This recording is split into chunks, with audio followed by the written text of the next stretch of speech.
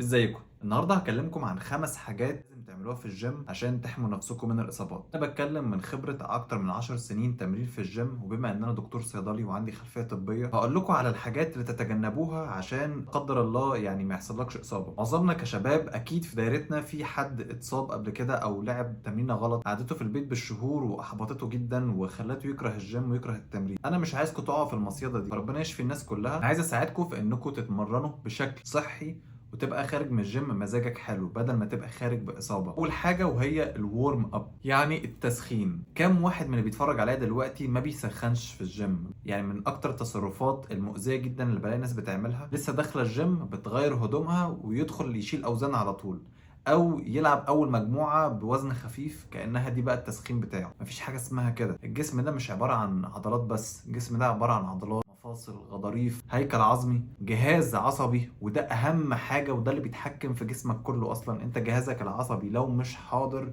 ولو مش فايق انت هتاخد واحده من اسوأ الاكسبيرينسز في الجيم، انك بتتمرن تمرينه وانت مش مبسوط، انت مش مستمتع بالتمرينه ومش مركز. فكره التسخين بقى في كده، التسخين ده هيفيدني في ايه؟ التسخين هيساعدك في انك تنبه جهازك العصبي وتجهز قلبك واوعيتك الدمويه بان في مجهود كبير جاي علينا. خد بالك دلوقتي بسخن اهو، ابدا بقى حرك الدم، ابدا انبض شويه ضغط كده وعلي ضربات قلبك وصحصح معايا، عشان ايه؟ احنا داخلين على تمرين موت. تلاقي ان جسمك سخن، فصلك بدات تفك شويه، ما فيش حاجه بتطرقع، ما فيش حاجه وجعاك، تبدا تحس كده ان انا دلوقتي جاهز. يعني بالعقل كده يا جماعه، مفيش حد بيجري قبل ما يتعلم ازاي يحبي ويمشي الاول. ما تفاجئش جسمك وما تشغلكش اغنيتين موتيفيشن يعني يجننوك خلوك تبقى داخل تتغاشم.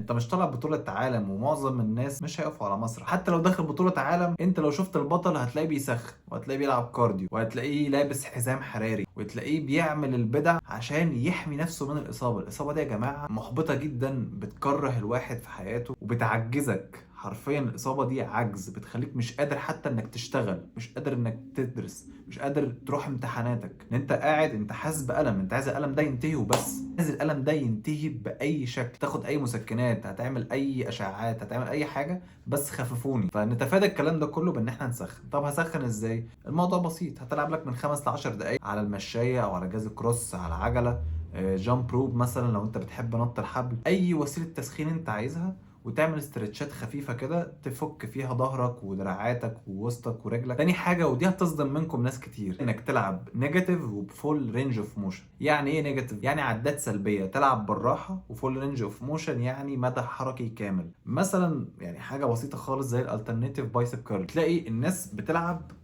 يعني زي ما انتوا شايفين كده، بشوفها كتير، اكيد كلكم شفتوها. ناس يعني بتتمرن، انا حاسه روبوت بيلعب. ما تنزل افرد كوعك للاخر. لما تيجي تلعب مثلا شولدر بريس مفيش مفيش حاجه اسمها كده يعني. لا، انت المفروض انت بتطلع للاخر وبتنزل للاخر.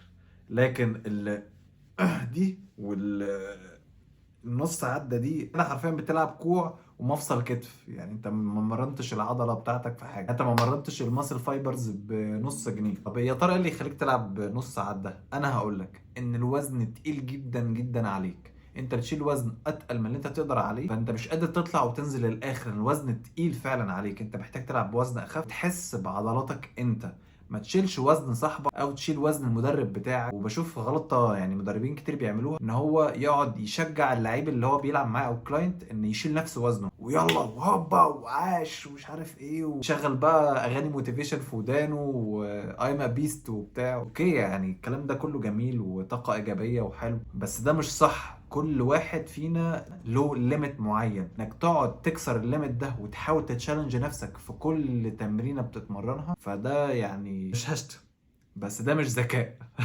يعني ماشي، اسمعوا مني اسمعوا مني. انا بشوف ناس بتجي الصيدليه بتطلب مني روشتة مسكنات قد كده، والله انا خايف على الشباب الصغير والناس كمان اللي متمرسه بقالها سنتين لخمس سنين مثلا بتتمرن، يعني ما بياخدوش بالهم من التفاصيل الصغيره دي. تالت حاجه هتعملها عشان ما تتصابش وانت بتتمرن هي انك تلعب من غير مشتتات. يعني ايه يعني تخش الجيم وانت عامل تليفونك على الايربلين مود. يا ريت لو انت عامل تليفونك سايلنت ما تقعدش كل شويه تروح تقلب في الاغنيه وتروح تسمع ريكورد على الواتساب وتروح ترد على حد. الفاصله دي بتخلي جسمك يبرد وجسمك يهدى بعد ما كان جهازك العصبي متيقظ وجاهز ان هو يشيل الوزن. فانت بدل ما تاخد راحه مثلا 30 40 ثانيه تاخد نفسك فيهم وبعد كده ترجع تاني عشان تشيل الاوزان، تخش على المجموعه اللي بعدها بقى بحماس بقى وانت سخن وجاهز، لا انت بتفصل مخك. ارمي التاسك بتاع الجيم، انا دلوقتي عايز ارد مثلا على مديري على الواتساب، او انا عايز ارد على مامتي اجيب طلبات للبيت وانا مروح. غلطه كبيره جدا. وعايز اقول لك انت لما عقلك بتشتته لحظه كده ممكن ايدك او اعصابك تخونك. لو انت شايل وزن تقيل، الدمبل مثلا تقع على صدرك او البار يقع على وشك. ناس كتير حصل معاها المشكله دي. ولو مش مصدقني اسال المدربين اللي واقفين في الجيم عندك واسالهم الاصابات بتحصل ازاي، هيقول لك ان في لحظه كده حد شال وزن اتقل من اللي يقدر عليه، ما كانش في واحد سيفتي واقف وراه مثلا عشان يساعده. خد بالك من الحتت دي، لان هي الاصابه حرفيا بتحصل في لحظه. انت في لحظه انت من بني ادم سليم لبني ادم عاجز لمده 5 6 شهور، احيانا سنه لو اصابه خطيره جدا، مزق او قطع في الاربطه. فحرفيا الموضوع في لحظه.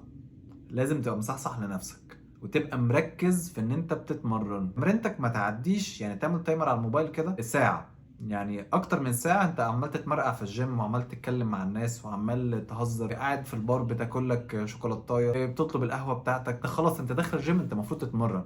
الاكل والشرب والحاجات دي في بيتك، ده للناس اللي فعلا رايحه عشان تتمرن. انما انت لو هدفك انك رايح الجيم عشان تهفن، تتعرف على الناس، الكوميونتي، اوكي انت مش هتعمل احسن عضلات. في ناس يعني مش بتتمرن بجديه، مش جايين يطحنوا نفسهم، وده طبعا حريه شخصيه. انت لو تمرينتك ساعه، فهي مثلا من 5 ل 10 دقائق تسخين ومن 40 ل 50 دقيقه حديد، انت بتشيل اوزان. صدقني انت التمرين هيبقى حاجه سهله بالنسبه لك، ويعني مش هيبقى تايم كونسيومنج قوي. يعني في ناس ممكن تقعد في الجيم ساعتين و3 ساعات، اصلا بيزود من الاصابات لان انت حاطط المسل تحت بريشر، حمل لمدة ساعتين أو 3 ساعات متواصل، وكل شوية تفصل وكل شوية ترد على الموبايل. أظن الفكرة وصلت. بحب القهوة أوي، تخليني مودي حلو. رابع حاجة ممكن تزود فرص انك تتصاب هي انك تلعب نفس العضلة اكتر من مرتين في الاسبوع. في ناس كتير قوي مولعة بفكرة الباي والتراي او فكرة الشيست. انا مثلا دراعي صغير، انا عايز اكبر دراعي، طب اعمل ايه؟ مرنه سبت وثلاث وخميس مثلا. انت 3 ايام في الاسبوع عمال تمرن دراعك. اصلا الباي والتراي يعني عضلات صغيرة، مش زي مثلا الصدر، الرجلين، الظهر. فلازم تبقى ترفق بنفسك شويه. كل حاجه بتيجي بالهداوه. انت اصلا يعني جسمك مش بيتطور غير تخلص تمرين وتروح تاكل وتنام. فالجسم بيريكفر، بيبدا يبني نفسه، بيعالج الانفلاميشن اللي انت عملته في المصل من اثر التمرين. انت نايم مش اوفر ترين وتفشخ نفس العضله. ومرن جسمك كله، جسمك كده فيه سيمتري كده وشياكه، ما يبقاش عندك حاجه اكبر من حاجه، او مثلا دراعك اليمين اكبر من الشمال. المشاكل بقى اللي احنا بنشوفها دي خامس واخر نقطه هتكلم فيها، وهي انكم لازم تناموا من 6 ل 8 ساعات على الاقل لاي بني ادم رياضي. ليه؟ لان هو ده السحر.